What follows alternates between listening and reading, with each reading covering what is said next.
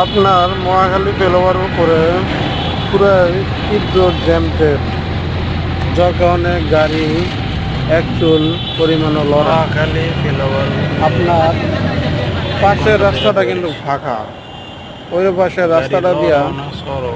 আপনার গাড়ি যাইতে বেশিক্ষণ সময় লাগে না, কিন্তু আমাদের আপনার উত্তরার যে রুটটি আছে এয়ারপোর্টের, ওই রুটটি তীব্র জ্যাম, যার কারণে কোনো গাড়ি যাওয়া হচ্ছে না কোনো দিকে, সবাই এক জায়গায় স্টপ হয়ে বসে আছে।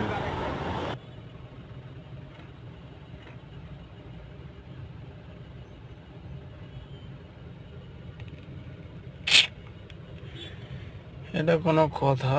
1 ঘন্টা ধরে বসেছি, কোনো গাড়ি লড়ে না।